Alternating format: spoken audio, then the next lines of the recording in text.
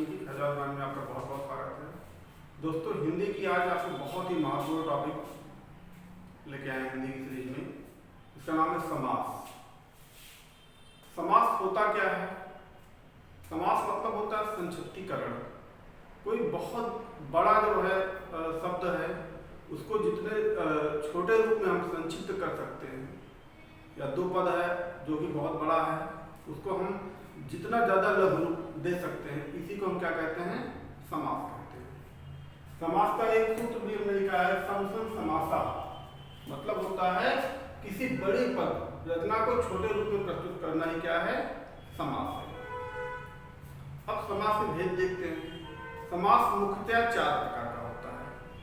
ठीक है, समास मुख्यतः चार प्रकार का होता है, लेकिन कुछ विद्वानों ने दो समास इसमें और ऐड कर दिया, जो कि तत्पुरुष समास के ही रूप हैं। पहला आता है हमारा क्या? अव्ययी भाव समास। दूसरा तत्पुरुष समास, तीसरा द्वंद्व समास और चौथा बहुब्रीहि समास। अब इसी तत्पुरुष समास में दो और पार्ट बना दिया गया है, जिसका नाम है द्विगु समास और कर्मधारय समास। इस प्रकार से हमारे पास कुल 6 समास हो जाते हैं। 4 मुख्य हैं, 2 गौण हैं। अब समास में कभी कभी ये भी क्वेश्चन पूछ लिया जाता है कि किस समास का प्रथम पद प्रधान होता है, किस समास का उत्तर पद प्रधान होता है। प्रधान मतलब जिसके अर्थ की मुख्यता हो वाक्य में, अर्थात जो वाक्य को कंट्रोल करे, जो शब्द को कंट्रोल करे। जैसे कह दिया जाए राजपुत्र, ठीक है, अगर कह दिया जाए राजपुत्र,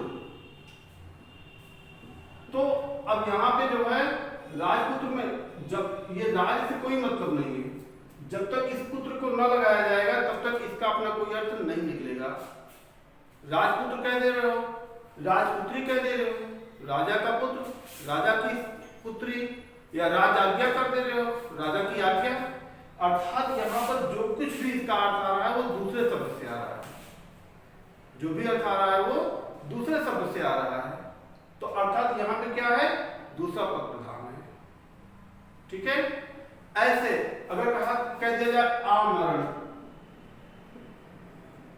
ठीक है, अब मरण एक शब्द है, लेकिन अब इसमें हमने आ लगा दिया, इसका पूरा पूरा अर्थ क्या कर दिया? बदल दिया। ठीक है, तो अर्थात यहाँ पर क्या है? अप्रधान है। प्रधान तो समझ में आएगी, अर्थात जिस शब्द को लगाने से वाक्य के अर्थ में क्या हो जाए? विकार उत्पन्न हो जाए, उसका स्वरूप बदल जाए, उसी को हम क्या कहते हैं? प्रधान शब्द कहते हैं। ठीक है, तो प्रधानता के आधार पर भी 4 भागों में ही समास को बांटा गया है। पहला है अव्ययी भाव। अव्ययी भाव में प्रथम पद प्रधान होता है। ठीक है, अव्ययी भाव में क्या होता है? प्रथम पद प्रधान होता है। हमने परिभाषा इसकी लिखी है कि प्रथम पद इसका अव्यय या उपसर्ग होता है। इसको पहचानने का जो ट्रिक है वो यही है कि प्रथम पद क्या होगा? अव्यय होगा या उपसर्ग होगा। अव्यय मतलब ऐसा शब्द जो अधिकारी शब्द होता है। अव्यय का मतलब क्या हुआ?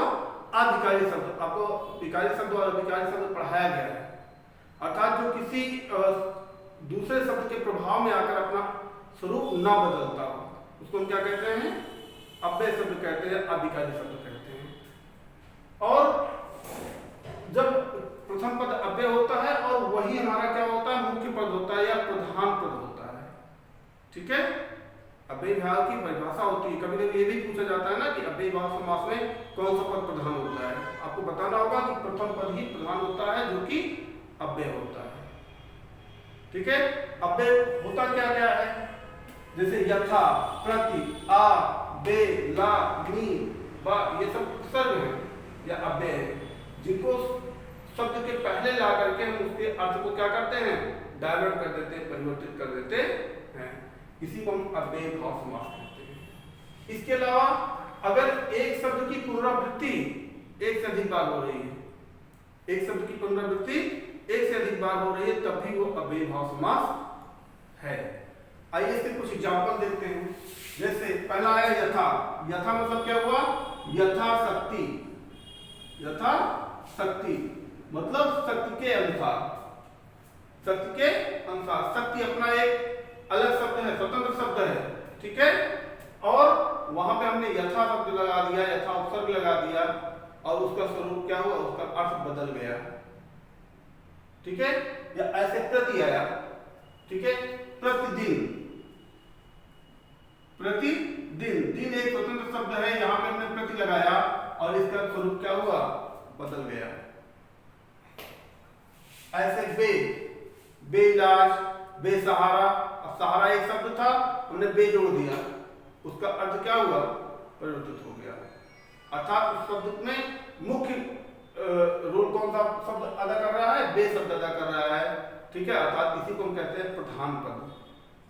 ऐसे ला, ला इलाज, इलाज शब्द है,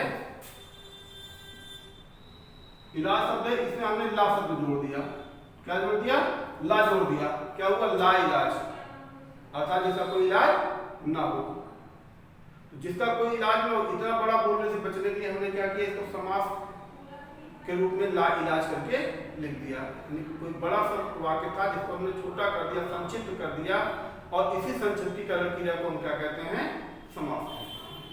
नी आ गया, जैसे एक शब्द है डर, क्या है, डर है, ठीक है। अब यहां पर हमने आगे क्या बोल दिया, नी।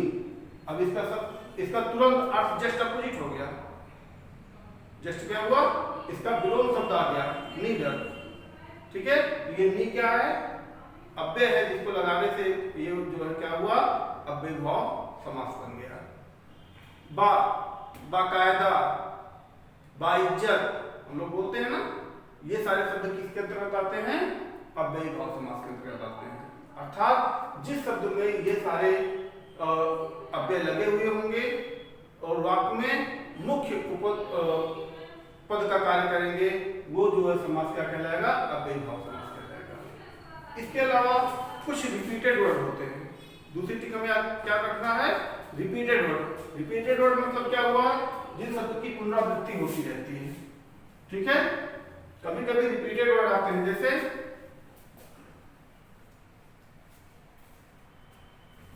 हाथों हाथ, हाथों हाथ। अब यहाँ पे कभी कभी स्टूडेंट्स कंफ्यूज हो जाते हैं कि हाथों हाथ देखें तो उनको ऐसा लगता है कि यहाँ पे क्या लग गया, मतलब द्वंद्व समास का वो लग गया, सिंबल लग गया, ठीक है। तो कंफ्यूज हो जाते हैं कि यहाँ पे आइकन लगा हुआ है, द्वंद्व समास है, ठीक है। तो ऐसा नहीं कंफ्यूज होना। यहाँ पे देखिए एक ही शब्द है जो दो बार रिपीट हो रहा है, अगर दो बार रिपीट हो रहा है तभी वो अव्यय भाव समास के अंतर्गत आता है। हाथों हाथ हो गया, या और भी इसके बहुत सारे, धराधर, ठीक है, या दिनों दिन, रातों रात, ऐसे भी वाक्य आ सकता है, रातों रात, दिनों दिन, ठीक है, रातों रात, दिनों दिन, ये सारे शब्द भी जो है अव्यय भाव के अंतर्गत आते हैं। तो आपको याद क्या रखना है, अगर प्रथम पद अव्यय आ रहा है तब भी अव्यय भाव समास है, इसके अलावा रिपीटेड जो शब्द आएंगे वो भी हमारे अव्यय भाव समास है। दूसरा देखते हैं तत्पुरुष समास। देखिए दूसरा है हमारा तत्पुरुष समास। तत्पुरुष समास मतलब होता है जिसका उत्तर पद प्रधान हो। अव्यय भाव में हमारा क्या था, प्रथम पद प्रधान था, तत्पुरुष में क्या है, उत्तर पद प्रधान। उत्तर पद मतलब क्या हुआ, दूसरा पद, उत्तर पद प्रधान, ठीक है। और इसके अलावा जब इसका हम विग्रह करते हैं तो कारक चिन्ह आ जाता है, क्या आ जाता है, कारक चिन्ह। सबसे बड़ी पहचान इसकी यही है कि जब भी इसका हम विग्रह करेंगे तो कारक चिन्ह आ जाता है। कारक चिन्ह के बारे में आपको कारक का टॉपिक पढ़ाया गया है, आप प्लेलिस्ट में जाइए और वहाँ पे बाकायदे वीडियो दिया गया है कारक का। बहुत सारे अपवाद हैं कारक के, आप लोग उसको देखिए। और हाँ, एक चीज जरूर कीजिए, निवेदन आप लोगों से, वीडियो को पूरा देखिए, तभी आपको कॉन्सेप्ट क्लियर हो पाएगा। यदि आप पूरा नहीं देखेंगे तो कॉन्सेप्ट क्लियर नहीं होगा। केवल ट्रिक जान लेने से एनफ नहीं है एग्जाम क्वालिफाई करने के लिए, इस चीज का आप लोग विशेष केयर कीजिए, ठीक है। टॉपिक को क्लियर करना है, कॉन्सेप्ट को क्लियर करना है तो पूरा वीडियो आपको देखना है, ठीक है। तो आप लोगों को निवेदन है कि आप लोग वीडियो को पूरा देखिए, स्किप ना कीजिए, उसके बाद अगर आपको नहीं समझ में आता है तो आप कमेंट कीजिए, 100% आपको जो है उस टॉपिक से कोई समस्या नहीं रह जाएगी, ये मेरी गारंटी अगर आप लोग पूरा वीडियो देख रहे हैं तो। ठीक है, आप कारक का वीडियो देखिए, कारक में बहुत सारे अपवाद हैं जो कि एग्जाम में आते हैं, 1-2 नंबर के क्वेश्चन बनते हैं, आप लोग वहां पे जाके इसको देखिए और क्लियर कीजिए। कुछ हमने यहाँ पे लिखे हैं, देखिए कारक चिन्ह, जैसे एक इसका स्टार्ट को हमने आपको दिया था, कर्ता ने कर्म को करण लेते के द्वारा संप्रदानको के लिए अपादान से न्यारा। ठीक है, और संबोधन काके की नानेनी रारेरी अधिकरण में पर ऊपर संबोधन है वो एक कारक चिन्ह सुमर, एक दोहा के माध्यम से आपको याद कराया गया था। तो कर्ता ने कर्म को करण लेते के द्वारा संप्रदानको के लिए अपादान से न्यारा। लेकिन यहाँ पे हम जो तत्पुरुष समास है, यहाँ पे न कर्ता पढ़ते हैं, ठीक है, और न संबोधन पढ़ते हैं, ये जो है वो नहीं पढ़ना हमें। ठीक है, जब हम विग्रह करेंगे तो ना तो कर्ता मिलेगा और ना संबोधन का मिलेगा, इसके अलावा ये बीच जो है ये हमें पढ़ने हैं, अर्थात कर्म, करण, संप्रदान, अपादान, संबंध और अधिकरण, जो भी कारक चिन्ह हमें मिल रहा है वही हम इसका नाम दे देते हैं। ठीक है, एग्जाम में आता है तो हमें अगर को मिल रहा है तो हमें इसका को नाम देना पड़ेगा, यानी कर्म कारक देना पड़ेगा। से के द्वारा, अगर किसी चीज के द्वारा कोई कार्य किया जा रहा है, से के द्वारा का शब्द आ रहा है तो वहां पे करण तत्पुरुष होगा। ठीक है, अर्थात कर्म तत्पुरुष, करण तत्पुरुष, संप्रदान तत्पुरुष, अपादान तत्पुरुष, संबंध तत्पुरुष या अधिकरण तत्पुरुष, जिसकी विभक्ति आएगी हमें उसी का नाम देना होगा। कुछ एग्जांपल्स देखते हैं, जैसे है जेब कतरा, जेब कतरा। अब जेब कतरा का अगर हम विग्रह करेंगे तो क्या अर्थ निकलेगा? जेब को काटने वाला, जेब को काटने वाला। अब को शब्द आ गया, को शब्द आ गया तो को किस विभक्ति का है? कर्म का है, अर्थात ये कौन सा तत्पुरुष हो जाएगा? कर्म तत्पुरुष हो जाएगा। अब समझ आ रही थी? जेब कतरा या चिड़िया मार, दूसरा शब्द आ जाए चिड़िया मार, चिड़ी मार कहते हैं जिसको हम, चिड़ी मार। अब चिड़ी मार का मतलब क्या हुआ? चिड़िया को मारने वाला। को शब्द निकल रहा है और को शब्द किसका है? कर्म का है, तो ये कौन सा तत्पुरुष है? कर्म तत्पुरुष है। ठीक है, ऐसे कर्म के बाद आता है करण।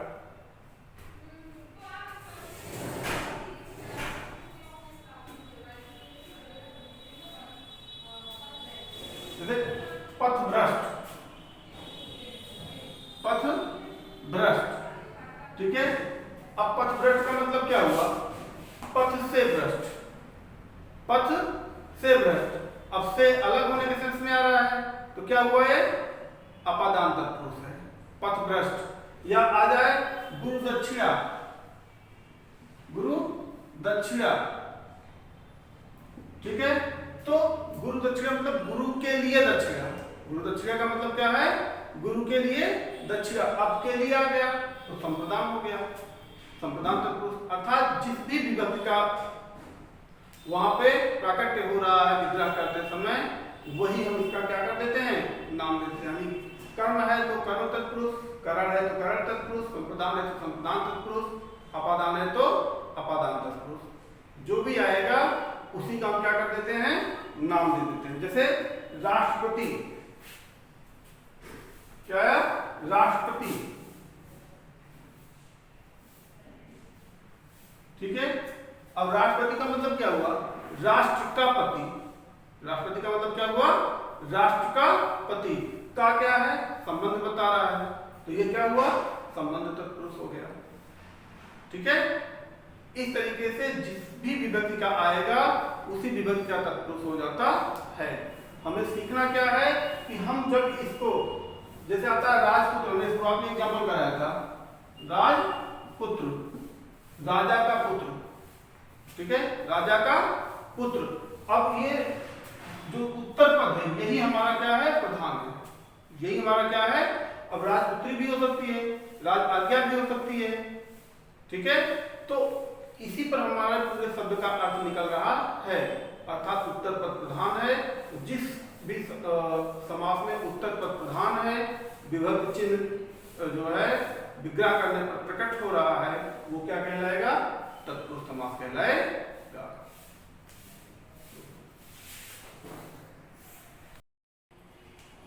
देखिए, तत्पुरुष समास में विभक्ति के अलावा ये 3 प्रकार और आते हैं। पहला, नए तत्पुरुष।